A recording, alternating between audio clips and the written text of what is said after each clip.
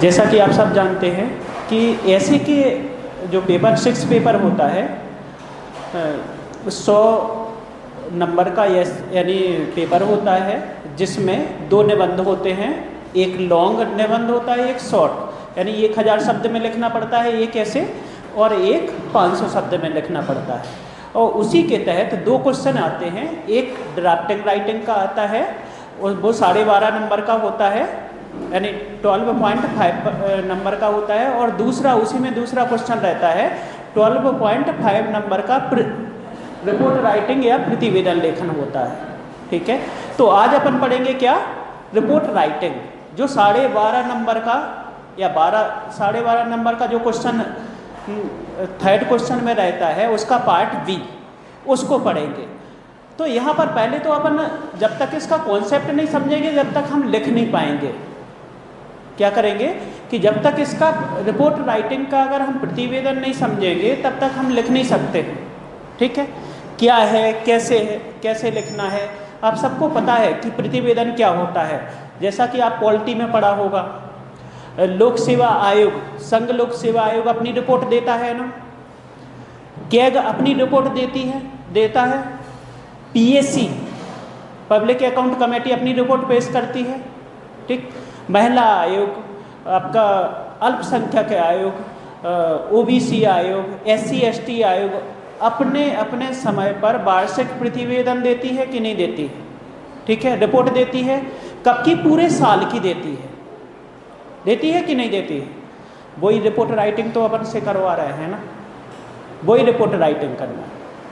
ठीक, अगर कोई घटना घटित हुई है, जैसे अभी उड़ीसा में रेल दुर्घटना घटित हुई थी, तो उस पर क्या एक कमेटी गठित कर दी जाएगी। उससे कहा जाएगा कि जो इस घटना के क्या कारण थे उस पर सूक्ष्म छानबीन करके, जांच पड़ताल करके, विश्लेषण करके उस घटना के मुख्य कारण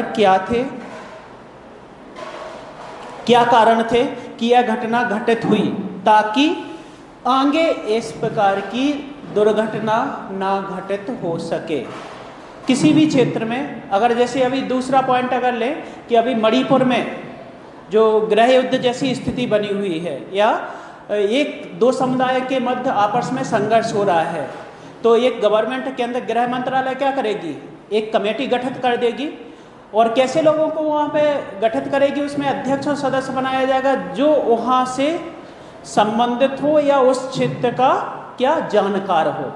तो उसको यानी अध्यक्ष बना देंगे, 1-2 सदस्य बना देंगे, उससे कहेंगे कि इसके मूल कारण बताइए और अपने सुझाव भी दीजिए कि इस घटना को कैसे रोका जा सके।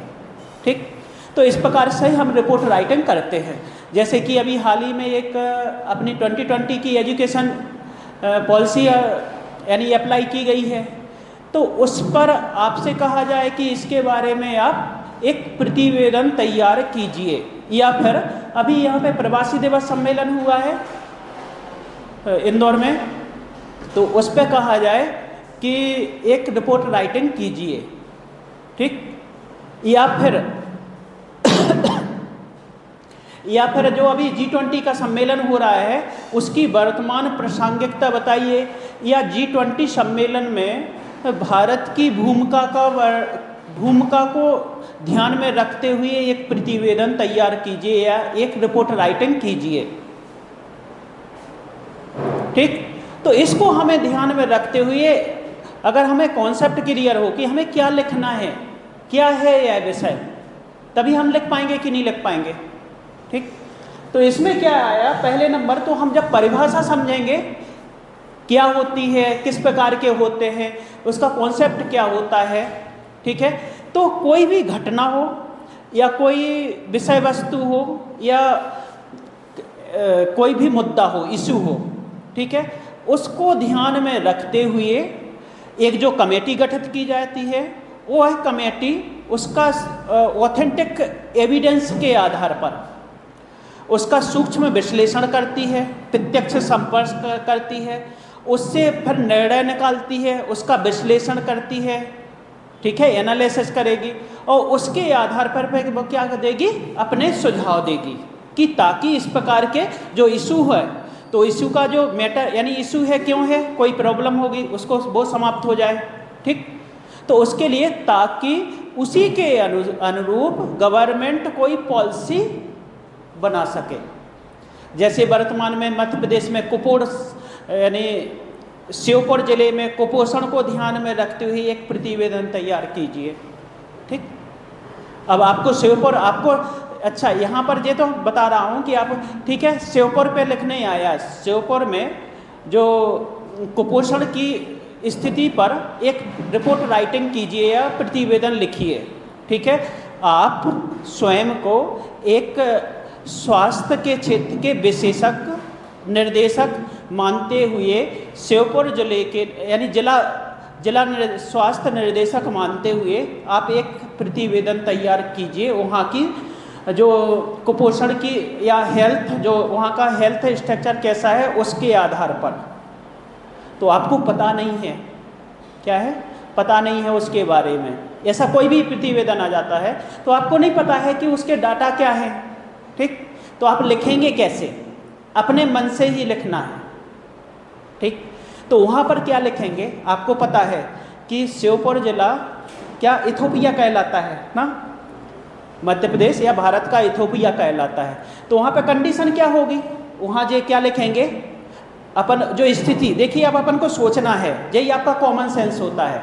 वहाँ पे लिखेंगे कि वहाँ पे हर 5 में से 3 बच्चे गंभीर कुपोषण से प्रभावित हैं, ठीक है, और हर 5 में से 1 बच्चा पूर्ण स्वास्थ्य है, दूसरा बच्चा थोड़ा अल्प स्वास्थ्य है, ठीक, बाकी 3 गंभीर कुपोषण से प्रभावित हैं। इस प्रकार आप दे देंगे, क्योंकि वो भी समझ रहा है कि आपने सोच यानी ऑथेंटिक ऐसा कोई भी आ जाए तो आपको पता तो है नहीं है मूल डाटा का क्या है, इस प्रकार से लिखते हैं। वहाँ पर आप फिर दूसरा पॉइंट लिखेंगे, कुछ अपन को स्थिति देनी पड़ेगी ना, कि दूसरा पॉइंट क्या लिखेंगे कि वहाँ पर टीकाकरण वर्तमान समय में 70 से 80% हुआ है, जो वर्तमान में की योजनाओं की देन है, ठीक। इस प्रकार से तो क्या पहले तो कुपोषण के बारे में लिखेंगे, हेल्थ के बारे में, कितनी माताएं और वहाँ के बच्चों को यानी दूध पिलाती हैं जन्म के समय, इस प्रकार के 3-4 पॉइंट अपन वहाँ पे सोच लेंगे, 4-5 पॉइंट सोच लेंगे, ठीक। तो इस प्रकार का वहाँ पर फिर कैसे लिखेंगे वो मैं अभी बताऊँगा, ठीक। लेकिन यहाँ पे हमें थिंकिंग खुद करनी है, ठीक। तो पहले इसको समझ लेते हैं, फिर इसके बाद अपन चलेंगे कि कैसे लिखना है, ठीक। तो यहाँ पे क्या है कि इसकी डेफिनेशन क्या है कि विवरण जो किसी वस्तु, व्यक्ति, स्थान, घटना इत्यादि के सूक्ष्म निरीक्षण, क्या है यहाँ पर,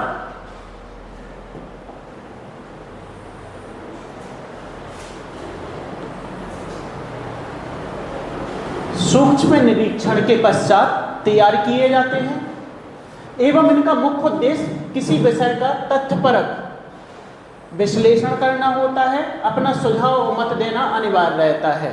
उदाहरण, नई शिक्षा नीति संबंधी प्रतिवेदन के कस्तूरीरंगन की रिपोर्ट, ठीक है।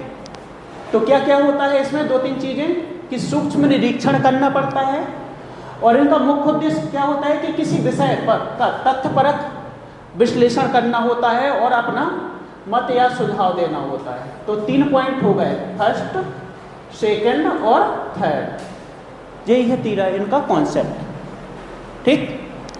क्या होता है, सूक्ष्म निरीक्षण करना है ऑथेंटिक सोर्स के तहत। दूसरा पॉइंट इसका तथ्यपरक, अपनी स्वयं नहीं बनाना है, ठीक, तथ्यपरक विश्लेषण करना है। तीसरा सुझाव और अपना अभिमत देना है, ठीक। क्लियर इतना?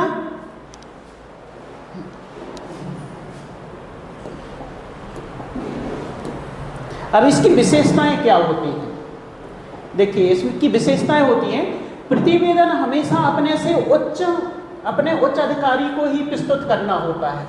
अगर किसी ने प्रतिवेदन किया तो वो उच्चस्थ को दिया जाएगा कि निम्नस्थ को, अधीनस्थ को, सबऑर्डिनेट को दिया जाएगा।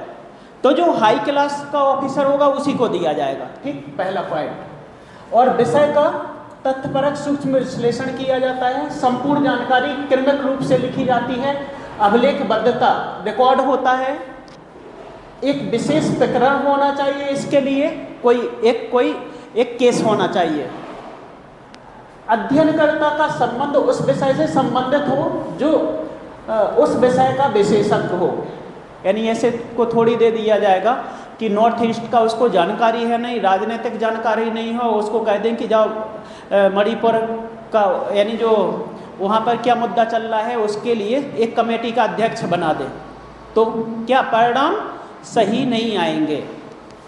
तो उस क्षेत्र का विशेषज्ञ होना चाहिए, प्रमाणिक स्रोत होना चाहिए। ठीक, लेखक का दृष्टिकोण निष्पक्ष एवं तटस्थ होना चाहिए। ऐसा नहीं है कि हमने किसी यानी जो या तो सरकार के प्रति निष्पक्ष यानी सरकार के पक्ष में निर्णय दे। ठीक है, तो कैसा होना चाहिए वो, उसका लेखक का दृष्टिकोण निष्पक्ष और तटस्थ होना चाहिए। ठीक, सुझाव और या अभिमत अनुशंसा देना अनिवार्य है। इसमें स्पष्टता, संक्षिप्तता, संतुलन होना चाहिए, परिभाषिक शब्दावली का प्रयोग करना चाहिए।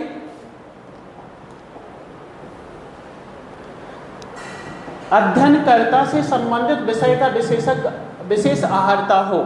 ठीक है, अब इसमें आते हैं, नेक्स्ट पॉइंट आता है कि इसके अंग क्या क्या होते हैं।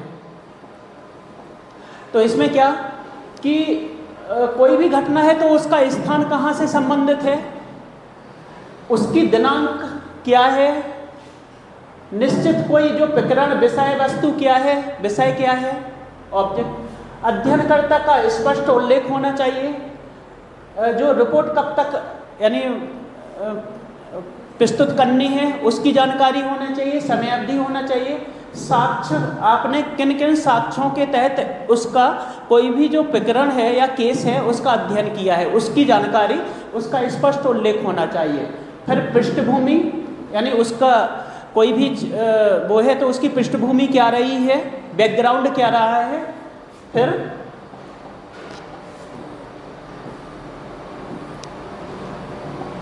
फिर इसमें मुख्य विवरण क्या है, अध्ययनकर्ता का निजी अभिमत या सुझाव होना चाहिए, और सबसे बाईं ओर, सबसे नीचे बाईं ओर सदस्यों के हस्ताक्षर और दाईं ओर अध्यक्ष का हस्ताक्षर होना चाहिए। ठीक, ये इसके अंग होते हैं। क्या समीक्षा, अभिमत वही समीक्षा कहलाती है। ठीक, सुझाव या अभिमत।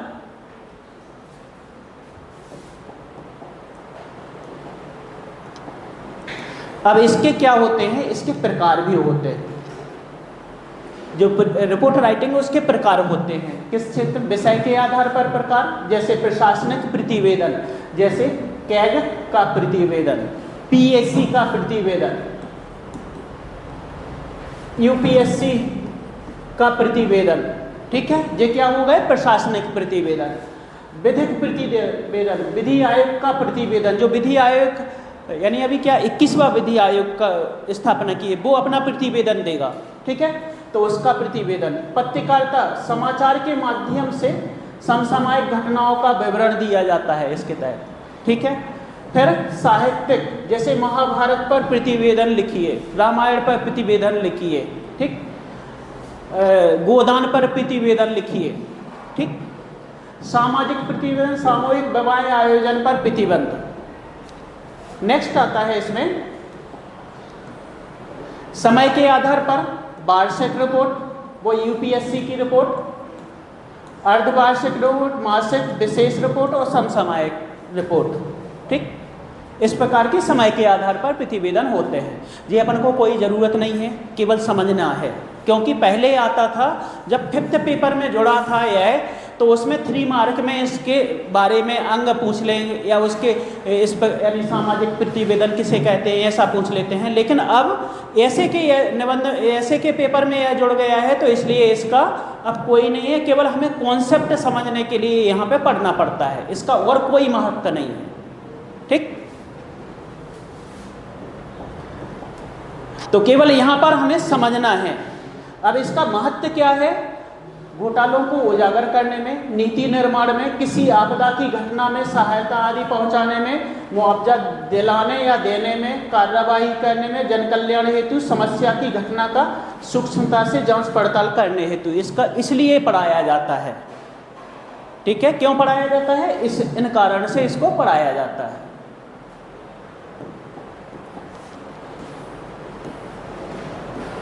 अब जो अपन को लिखना है वो है मुख्य, यहां से इसका प्रारूप।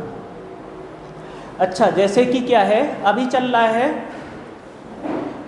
क्या चल रहा है कि जैसे अभी MDM है, मिड डे मील योजना, तो उस पर लिख दिया कि वर्तमान समय में MDM योजना के यानी जैसे इंदौर जिले में MDM योजना के तहत जो भ्रष्टाचार जारी है उस पर अपना एक प्रतिवेदन लिखिए।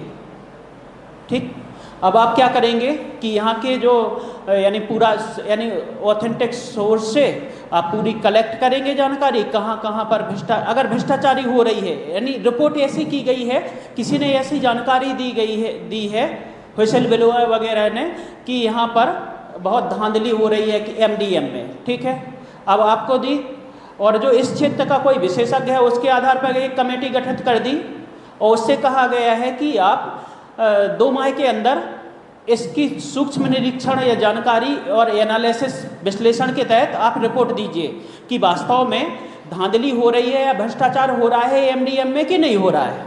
ठीक है, तो आप उसकी सूक्ष्म यानी जगह जगह पर स्कूल में जाएंगे, प्रत्यक्ष रूप से भी जा सकते हैं, वहाँ पर उनके बच्चों के माता पिता से पूछेंगे कि MDM दिया जाता है कि नहीं दिया जाता है, उसकी गुणवत्ता यानी जो गुणवत्ता निर्धारित की गई है उस आधार पर जो फूड दिया जा रहा है कि नहीं दिया जा रहा है, कहीं मिलावटी तो नहीं है, या फिर उसमें जितना दिया जा रहा है मात्रा क्वांटिटी की तो कमी नहीं है, क्वालिटी क्वांटिटी दोनों की कमी नहीं है। इस प्रकार आप जगह जगह से प्रत्यक्ष रूप से कलेक्ट करेंगे क्या उसके बारे में, और जो जानकारी आप समाचार पत्र वगैरह है उससे भी जानकारी आपने कलेक्ट कर ली। ठीक है, फिर इसके बाद ये आप MDM पर एक प्रतिवेदन तैयार करेंगे, जो उसमें यानी संलिप्त हैं जो व्यक्ति, उनके बारे में लिखेंगे कि यानी ऐसा है। पृष्ठभूमि में क्या लिखेंगे कि पहले जो MDM 1995 से प्रारंभ की गई थी, फिर मुख्य विवरण में कि क्या क्या हमने देखा है, और यहाँ पर ऐसी यानी इसमें भ्रष्टाचारी की जा रही है, और फिर सुझाव देंगे कि इन व्यक्तियों के प्रति कड़ी कार्रवाई और उचित दंड दिया जाए ताकि इस प्रकार की घटनाएं आगे घटित ना हो, और जो लाभार्थी हैं, बच्चे हैं जो लाभार्थी, उनको उचित क्वांटिटी और क्वालिटी में उनको जो पोषक तत्व आहार उनको मिल सके। इस प्रकार से इसको लिखेंगे। ठीक, और वहाँ पर अपन को खुद बनाना है, वहाँ पर तुरंत आपको ये नहीं है कि वहाँ पे आपको लिखा हुआ मिले, कोई भी पूछा जा सकता है, आप डिसाइड नहीं कर सकते हैं कि इसी पर ही प्रतिवेदन लिखना होगा, ये ध्यान रखना। ठीक, तो वहाँ पे आपको तुरंत सोचना है और तुरंत उसको लिखना है। ठीक, चलिए अब यहाँ पे आता है प्रारूप कैसे लिखना है। तो पहले तो स्थान आ जाएगा। ठीक, स्थान आ जाएगा, जैसे अभी जो मणिपुर केस को लेते हैं, जो मणिपुर में अभी चल रहा है, मणिपुर में जारी हिंसा पर आप एक प्रतिवेदन तैयार कीजिए। ठीक, तो स्थान क्या हो जाएगा यहाँ पर? मणिपुर। दिनांक कब हो जाएगी? मई से जुलाई और 2023। ठीक है, विषय क्या हो जाएगा यहाँ पर? मणिपुर में 2 समुदायों के मध्य हो रही हिंसा एवं सामाजिक तनाव के बाबत। ठीक है, ये हो गया। अध्ययनकर्ता आवासा एक अध्यक्ष, इसमें अपने नाम नहीं लिखना है। अगर उसने ये कहा कि अपने आप को सुरेश शर्मा राजनीतिक विशेषज्ञ मानते हुए, या सचिव यानी कोई सचिव इस प्रकार का देंगे, तो फिर अपन को उसका नाम लिखना है, नहीं तो नहीं लिखना है। ठीक है, आवासा अध्यक्ष, आवासा सदस्य, 2 सदस्य इसमें लिए गए हैं, काखागा और चाछागा। ठीक है, समय अवधि आपको कब पेश करनी है? इसको 2 माह कर दो। ठीक है, 6 माह दिया है, 2 माह में पेश करनी है। प्रमाणिक साक्ष्य क्या होंगे इसमें? स्रोत अध्ययन के क्या होंगे?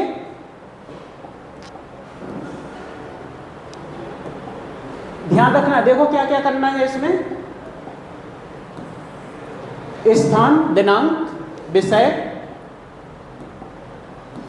अध्ययनकर्ता, सदस्य, समयावधि, प्रमाणिक, एविडेंस, साक्ष्य। तो यहाँ पर जो मणिपुर की अपन को कैसे जानकारी मिल रही है साक्ष्य के रूप में, तो PIV की रिपोर्ट, किसकी? PIV की रिपोर्ट एक। दूसरा the Hindu, times of India या दैनिक भास्कर, और गृह मंत्रालय से प्राप्त सूचना। गृह मंत्रालय, चूंकि ये मुद्दे किसके अंतर्गत आते हैं? गृह मंत्रालय से प्राप्त सूचना। अपन ने सोर्स लिख दिए, ठीक है। फिर इसमें आया, ये यहाँ पे अपने सोर्स का हो गया, इतने 3-4 पॉइंट निपट गए ना, ठीक। अब आया यहाँ पे पृष्ठभूमि, बैकग्राउंड क्या था, ठीक। तो इसकी पृष्ठभूमि में क्या लिखेंगे? चूंकि मणिपुर में 2 समुदाय हैं, ठीक है। मणिपुर में कितने? 2 समुदाय हैं। एक तो है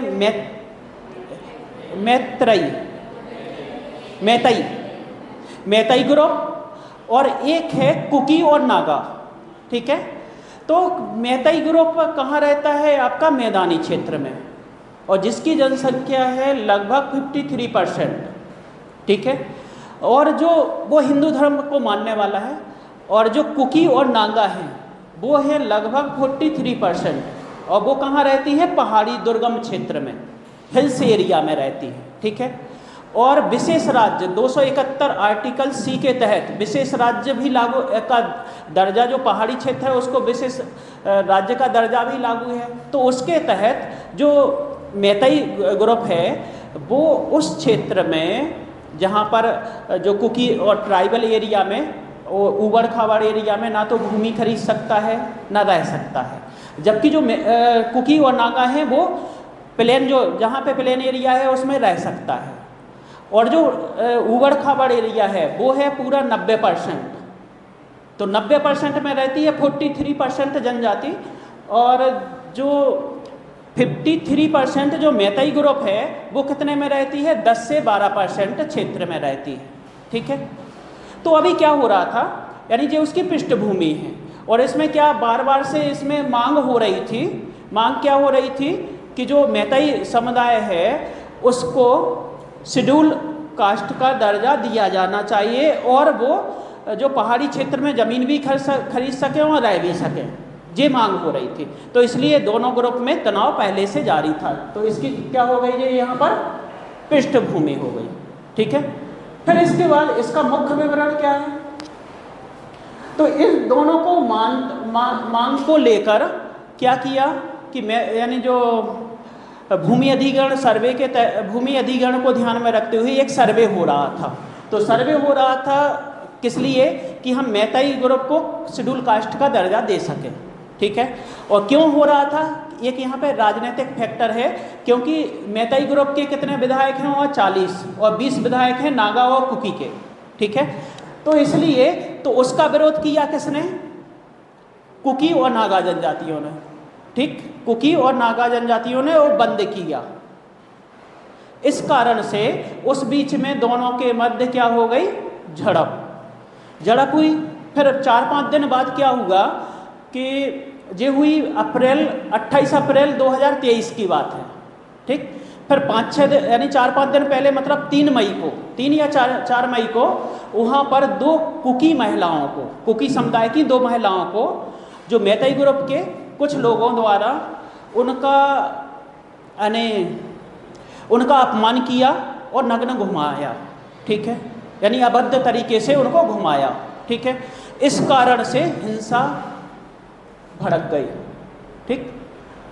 वो यहाँ तक अपन इतना लिख देंगे कि मांग चल रही थी। फिर इसमें मुख्य विवरण में लिखेंगे, मुख्य कारण में, मुख्य विवरण में, कि यहाँ पर क्या हुआ कि दोनों के मध्य पहले से मनमुटाव था आपस में, ठीक है। वो कह रहे थे कि इनको शेड्यूल कास्ट का दर्जा नहीं दिया जाना चाहिए, जबकि ये कह रहे थे कि मुझे मिलना चाहिए, ठीक। ये कारण था। और जो मैतई समुदाय था वो ये कह रहा था कि मुझे भी हिल्स पर ज़मीन मिले और रहने का स्थान मिले। ये कारण था। तात्कालिक कारण यहाँ पर वो महिलाओं वाला हो जाएगा। इस कारण से हिंसा भड़क गई, और उसके तहत चलते क्या हुआ कि लगभग अभी तक 150 के आसपास वहाँ पर डेथ हो गई है और 300 के आसपास घायल व्यक्ति हो गए।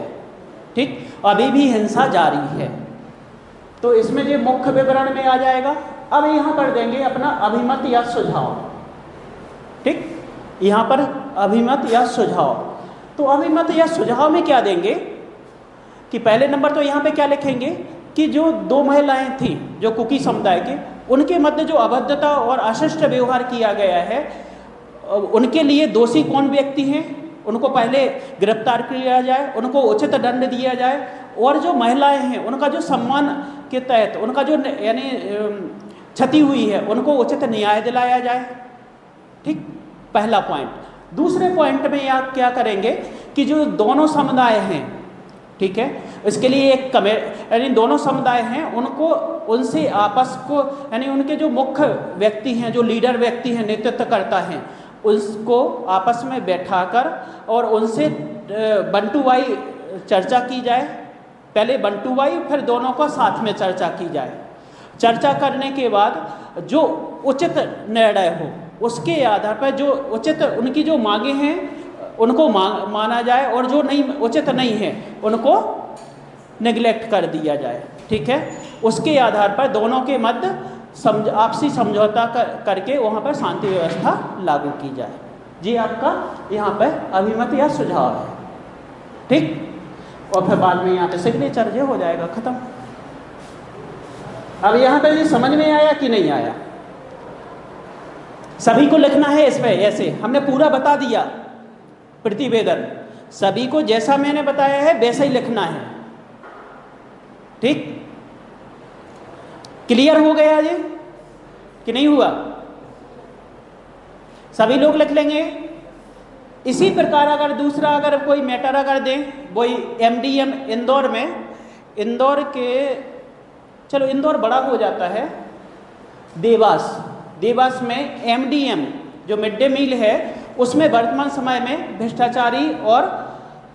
भ्रष्टाचारी की घटनाएं बहुत बढ़ गई हैं। इसके आधार पर इसको ध्यान में रखते हुए आप अपने आप को एक जिला खाद्य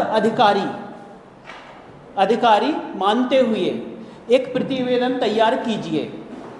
ठीक है, तो कोई ना कोई समस्या से लेकर एक कोई प्रतिवेदन आता है, तो इसको लिख पाएंगे कि नहीं लिख पाएंगे? इस पे भी लिखना है। इसी प्रकार का जो MDM वाला कि वर्तमान समय में देवास जिले में मिड डे मील योजना में भ्रष्टाचारी देखी जा रही है, चाहे वह गुणवत्ता को लेकर हो, चाहे यानी क्वालिटी और क्वांटिटी दोनों को लेकर हो। ठीक है, उसमें भ्रष्टाचारी देखी जा रही है, इस पर आप एक प्रतिवेदन तैयार कीजिए। और आप क्या हैं? राजेश कुमार देवास जिला खाद्य अधिकारी। ठीक, और आपके सहयोग के लिए 2 सदस्य भी हैं, आवासा 2 सदस्य भी हैं। ठीक, तो लिख लेंगे कि नहीं लिख पाएंगे? ठीक, उसमें ये भी लिखेंगे सोच के लिए कि मैंने प्रत्यक्ष रूप से इस स्कूल में गया, कोई नाम बना के, ठीक है, इसमें गया, यहाँ के उनके अभिभावकों से पूछा, ठीक है, कि क्या हो रहा है, प्रत्यक्ष बच्चों से पूछा। ठीक, इस प्रकार से। और फिर जो वहाँ के जो यानी जो रजिस्टर खाद्य पूर्ति का रजिस्टर है उसको भी देखा, यानी जो खाना पूर्ति की गई है रजिस्टर में औपचारिकता की गई है उसमें, और जो पूछा गया उसमें कुछ अलग अलग था। इस प्रकार के देते हुए उसको लिखेंगे। ठीक, 2 हो गए। तीसरा अपन अभी जो प्रवासी दिवस सम्मेलन हुआ है उस पर भी प्रतिवेदन लिखना है। वो कैसे लिखेंगे? वही अपन स्थान इंदौर, डेट 8 से 10 जनवरी, और फिर अध्ययनकर्ता समयावधि और साक्ष्य कौन करवाता है? विदेश मंत्रालय की रिपोर्ट और उससे जानकारी, तत्काल यानी स्थानीय समाचार पत्र, दैनिक भास्कर वगैरह, द हिंदू वगैरह, ये सब कुछ। ठीक, इसको अपन सोर्स मान लेंगे। प्रत्यक्ष हमने भाग लिया था। ठीक, प्रत्यक्ष। फिर इसकी पृष्ठभूमि 2003 से मनाया जा रहा है और इसका उद्देश्य था कि जो हमारे हैं जो विदेश में रह रहे हैं उनको उनकी जड़ों से जोड़ना। ठीक, एम हो जाएगा पृष्ठभूमि में। और इसलिए मनाया जाता है 8 से 10 यानी 9 जनवरी को प्रवासी दिवस मनाते हैं, इसलिए कि उस दिन दक्षिण अफ्रीका से महात्मा गांधी भारत आए थे 2015 में। ठीक, ये सब पृष्ठभूमि में डाल देंगे। और के कस्तूरी रंजन की रिपोर्ट के आधार पर अटल बिहारी वाजपेयी के समय से 2003 से मनाया जाता है। समझ गए ना पृष्ठभूमि में क्या डालना है। ठीक, फिर मुख्य विवरण 8 को, यानी इस फिर मुख्य विवरण में मुख्य अतिथि कौन थे, विशेष अतिथि कौन थे। गुयाना के राष्ट्रपति थे मुख्य, और चंद्रिका प्रसाद जोशी जो थे वो क्या थे, विशेष अधिकारी यानी विशेष अतिथि थे। फिर क्या क्या हुआ, सांस्कृतिक कार्यक्रम वगैरह कैसे कैसे हुए, 8, 9 और 10 को चला। ठीक, और फिर 10 को माननीय प्रधानमंत्री जी ने कहते हुए कहा कि जो जो प्रवासी अन्य देशों में रह रहे हैं वो भारत के क्या हैं, एम्बेसडर हैं। ठीक, इस प्रकार उसका विवरण करते हुए फिर लिखेंगे। इसका मुख्य विवरण के बाद उसमें एक अन्य पैराग्राफ में इससे हमें फ़ायदा क्या हो रहा है। इससे भारत ये हो रहा है कि जो विदेशी हैं जो उनकी कुछ क्षमताएं हैं, अभी कौशल यानी कौशल वगैरह है, वो भारत में दें। उसका भारत यानी वो अब भारत से जुड़े और भारत में ही अपनी योग्यताओं का यानी प्रभाव भारत यानी उसका जो लाभ है वो भारत को मिले। ठीक है, चाहे वो कृषि क्षेत्र में हो, चाहे स्वास्थ्य के क्षेत्र में हो, चाहे टेक्नोलॉजी के क्षेत्र में हो, इस प्रकार से, और चाहे अंतर्राष्ट्रीय समन्वय और शांतिपूर्ण सहअस्तित्व की भावना हो, ये सब, और सांस्कृतिक जुड़ाव हो। ठीक है, इन सब के मुख्य विवरण में नेक्स्ट उसमें लिखेंगे। फिर अभिमत सुझाव में क्या देंगे कि जो हमारे यहाँ पर प्रवासी दिवस सम्मेलन के तहत जो किया जाता है, तो इसमें क्या होता है कि जो NRI वगैरह जो प्रवासी हैं वो भारत तो आते हैं, भारतीय कल्चर को अपनाते हैं, साथ ही में भारतीय यानी शादी वगैरह यानी शादी वैवाहिक संबंध, लेकिन बीच में कई छोड़ देते हैं। ठीक है, तो इस पर विशेष ध्यान दिया जाना चाहिए। जो ऐसे इशू हैं यहाँ पर यहाँ का लाभ तो लेते हैं, जैसे जो भारत द्वारा कुछ सुविधाएं दी जा रही हैं उनका लाभ लेते हैं, लेकिन इसकी यहाँ से लाभ लेते हुए और वो अपनी पूंजी वगैरह विदेशों में संपत्ति यानी वो करते हैं। ठीक है, तो इस पर विशेष ध्यान दिया जाना चाहिए। उनको वास्तव में यानी जो NRI है वो वास्तव में भारत से जुड़े, इस बल पर ध्यान दिया जाना चाहिए। केवल कथनी करनी में अंतर नहीं रहने चाहिए, यह केवल सिद्धांतिक होकर नहीं रहना चाहिए, जबकि इसको व्यवहारिक मूर्त रूप दिया जाना चाहिए। इस प्रकार का अपना सुझाव देके और फिर साइन कर देंगे। ठीक, तो ये इस पे हो जाएगा। अब एक और प्रतिवेदन होता है जैसे कि G20 पर, G20 की वर्तमान में प्रासंगिकता, G20 की वर्तमान में प्रासंगिकता। तो प्रासंगिकता क्या है G20 की, तो इसमें वही अपन शुरुआत क्या करेंगे कि अभी ठीक कि 2023 में कहाँ भारत में होना है, डेट वगैरह। फिर इसमें पृष्ठभूमि 1999, ठीक है, 1999 में इसकी स्थापना हुई थी, जिसमें पृष्ठभूमि में जिसमें 19 देश और एक यूरोपीय संघ शामिल है। ठीक है, और इसी में देंगे कि लगभग जनसंख्या इसकी 65%, जो विश्व की 65% जनसंख्या इसमें आती है, और इसमें डेवलप्ड और डेवलपिंग कंट्री दोनों हैं, विकासशील और विकसित दोनों कंट्री इसमें शामिल हैं। ठीक, और 65% जनसंख्या पूरे विश्व की इसके अंतर्गत आती है, और GDP का जो विश्व की 85% GDP इसी के अंतर्गत आती है। ठीक, ये इसमें दे देंगे। इसका उद्देश्य क्या था कि तात्कालीन जो वैश्विक मंदी वगैरह, जो ऐसे जो तात्कालीन वैश्विक मंदी रिसेशन वाली जो समस्याएं हैं उनके निदान के लिए आपस में जुड़कर उसको ख़त्म करना था।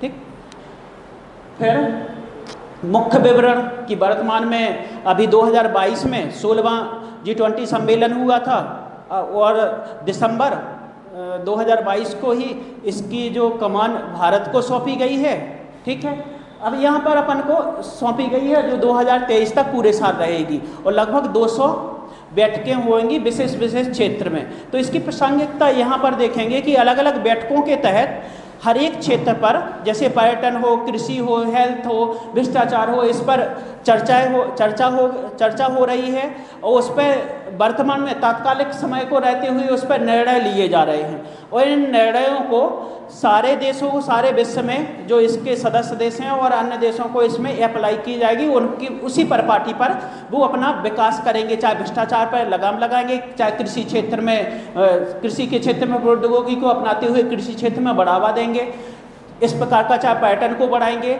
और सांस्कृतिक दृष्टि से सांस्कृतिक समन्वय और एक भाईचारा जो मानवता है उसको बनाए रखेंगे।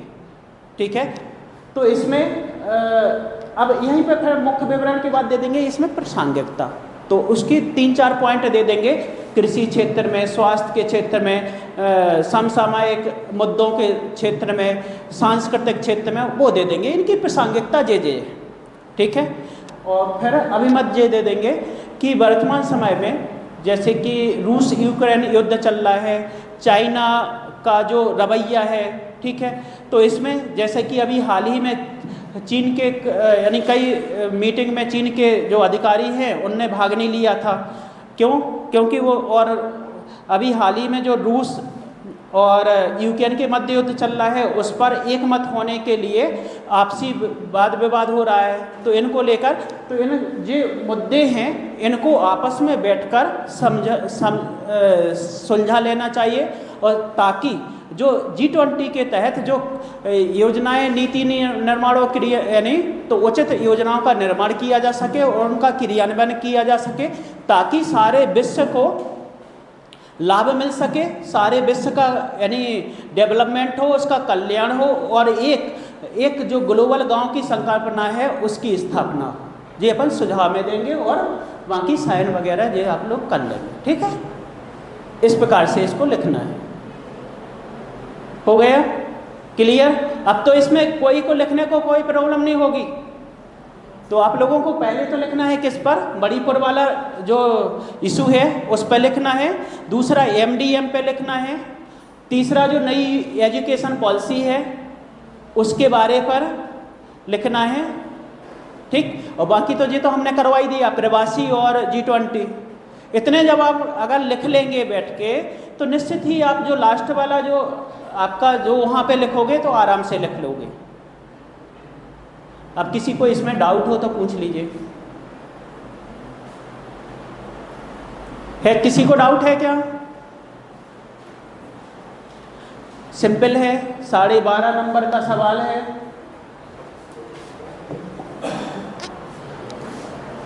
और जानते हो इसमें टाइम नहीं रहता है, ध्यान रखना है। आध घंटे में आपको 30 मिनट में क्या करना है, 30 मिनट में एक आपको ड्राफ्टिंग राइटिंग करना है और एक जे लिखना है। 15-15 मिनट का टाइम रहता है आपको। ठीक, उसी समय सोचना भी है। तो आपको पहले कॉपी मिल जाती है, तो जब जो पौने 10 पे मिल जाती है आपको कॉपी, 9:45 पे मिल जाती है, तो उस समय जो आपका पीछे पेज पे दिखता रहता है, ठीक, उसको आप पढ़ लीजिए और फ्रेमिंग वहीं पे बना लीजिए 15 मिनट पहले। ठीक, फिर यानी आपने दिमाग में बना ली और तुरंत फिर उसको प्रतिवेदन है तो पहले उसको लिख दीजिए और फिर ड्राफ्टिंग राइटिंग उसको कर लीजिए। तो आपके 30 मिनट में हर हालत में दोनों क्वेश्चन आपके ख़त्म हो जाने चाहिए, ताकि आपको 1 घंटा बचे जो लॉन्ग ऐसे के लिए और शॉर्ट ऐसे के लिए आधा घंटा।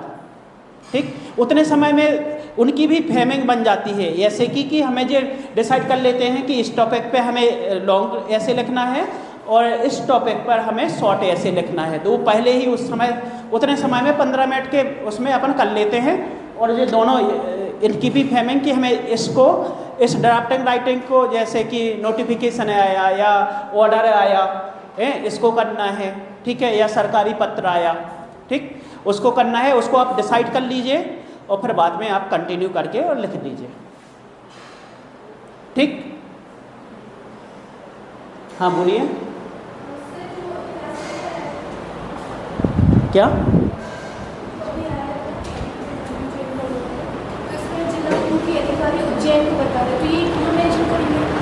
जिला पूर्ति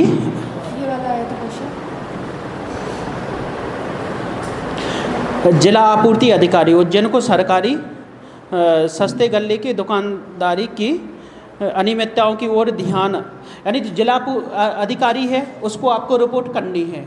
किसके परिप्रेक्ष्य में करना है कि जो वहाँ पर सरकारी जो कोऑपरेटिव दुकानें हैं ना, उनमें अनियमितताएँ हो रही हैं। ठीक है, तो एक आप क्या करेंगे, आप खुद से एक कमेटी बनाएंगे, ठीक, कि जो खाद्य निर्देशक अधिकारी तो जो खुद है उसको अपन को रिपोर्ट देनी है। ठीक, तो जैसे हमने एमडीएम के लिए बताया है ना, हमने कहा कि आपको खुद को हमने एमडीएम के लिए जिला अधिकारी बना दिया जिसको लिखना है, यहाँ पर उसको हमें पेश करना है रिपोर्ट अनियमितताओं के लिए। आया समझ में? नहीं आया? चलिए मैं बता रहा हूँ। देखिए इसमें क्या है कि जो जिला खाद्य आपूर्ति है,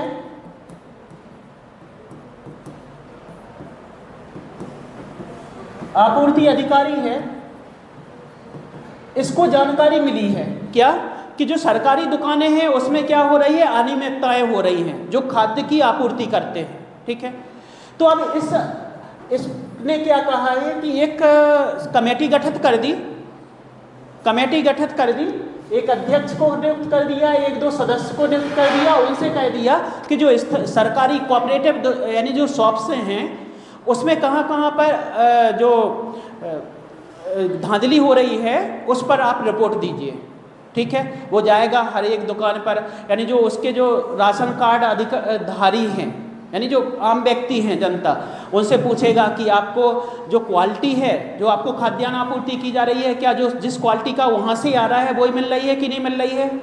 क्वांटिटी देखेगा कि कितनी, आपको 5 किलो का निर्धारण किया गया है, 5 किलो मिल रहा है कि नहीं मिल रहा है, ये सब यानी प्रत्यक्ष रूप से उससे पूछेगा और जैसा उसको लगेगा वैसा ही, और उसको जो वहाँ पर जो दुकानें हैं वो वहाँ पर जो अपने फाइल में क्या चढ़ा रही हैं उसका अवलोकन करेगा। दोनों को करके अगर सेम है यानी सही है तो कहेगा कि नहीं, कोई अनियमितताएँ नहीं है, और अगर अनियमितताएँ हैं जो उनने चढ़ाया है और जो उनको दिया जा रहा है उसमें घोटाला है, ठीक है, तो भ्रष्टाचारी है, तो उसके अनुसार अपन रिपोर्ट करके यानी वही जो हमने बताया उसके अनुसार देते हुए ख़त्म कर देंगे। पृष्ठभूमि में ये लिखेंगे कि पीडीएस के तहत यानी और सरकारी दुकानों के तहत खाद्यान्न वितरण किया जाता है।